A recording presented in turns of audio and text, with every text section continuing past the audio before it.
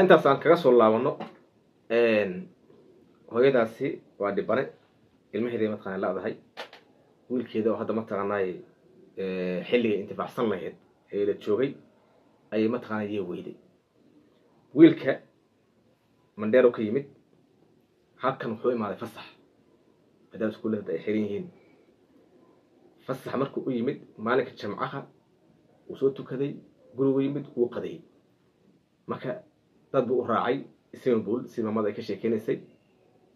Istanbul markuu u raacay oo halkaas ay wada tageen kadib wuxuu ku yiri marka ani wiilka ma ku haraya iska tagay halkaas dadku ugu dambeysay hadda waxa la arkay in halkaas qoorta nabar ku leeyahay afkana dhiig uu ka keenay sababta loo dilay iyo waxa uu galabsadena ilaahay hadda lama garanayo kulli dowladda baaritaan ay sameyn doontaa oo waxa soo bixi doono laakiin baaritaanaas intay qaadan doonaan ma la garanaynin tan waa dhacdo cusub idan uguba oo hadda lagu cusub dhacdan iyada marka waxay daba socotaa dhacdooyinkii tirada badnaa ee maalmahan aan tibinaynay ee xafadiis Liibiya qayb ka tahay lafteeda ugu horeysay dhacdadii matana Hashim oo xitaa maalinta bari ah ee maxkamadiisa ay tahay maxkamadiisa marka arintan iyada ah Hashim wadadan uu jideeyay dad badan baa qaaday dad badan uu dhibaateeyay koow wax ka soo bilaabato ogeydeen ninka isaga xafad iska degan tahay oo dhib jirin oo wax waa jirin oo dibigu noo saxan yahay yoo bilaabay dilkii isaga uu bilaabay baa wuxuu noqon marka tusbax furtay intaas oo qof baa dabadii mataqaanaya la dhibaateeyay oo la dilay xaalku waa adkaaday marka laamaha amniga intaas oo jeer bay ka sheeray xaafadda maxaa laga yeelayaa horta xaafaddu waxay la mid tahay xaafadaha kale ee magaalada waxay la mid tahay qaybaha kale ee wadanka qaarkood marka aragtay dilalka iyo wax ka dhaca iyo waad yaabaysaa markii la soo gelinayo website-yada ama mataqaan telefishinada dalka Kenya markaad fiiriso meeliya Homabay aad ba ola yaabaniga waa maalin aan wax lagu dilin walaba nin banaantiisa gowracay nin baa urus gowracay nin baa kan ku sameeyay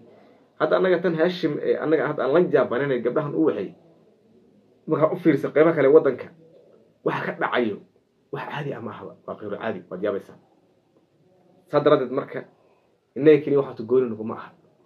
taasoo ay tahay looga baran waxaana looga baranin dad islaam ah muslim oo diin u nasab sheeganaya la rabay inay xuquuqda ay isku leeyihiin ee tandariskooda ilaaliyaa la rabay in isku xadgudbaan iyaga is dhibaatayaan taas marka waxay keenaysaa in dadkii ay la yaabaan oo leeyahay war dadkan soo dadkii wanaagsanaa ee diinta inoo sheegtay ee muslimiinta ahaa ma ah waxaan kufsigan iyo dilkan iyo boobkan iyo dhacan iyo waxan yaaci waa maxay wax u jira la yaabo taas ma taqaanaya keenaysa marka ala kulli xaal hadda hooyadan aan garab istaagno oo baahan tahay horta marka hore Ilaahay u naxariisto wiilka yar ee dhalinyarada hooyadan iyo ehelka kale iyo qaraabadii uu ka baxayna samir iyo Ilaahay ka siiyo badal khayr qabana Ilaahay ma tanahay ugu badalo waa xanuun waa gari xanuun badan waa xilliga uu waxtarka u lahaa oo hal sano kadib wuxuu rabay inuu suuqiisa ma tanahay dhameeyo kadib ma tanahay uu intifaac waalidkiis laakiin waa la dhaafiyay marka ka hor dhicmeena baaritaanka dawladda waa suugaynaa inta barnaamijka ku soo afmeerina la wadaag saxiibada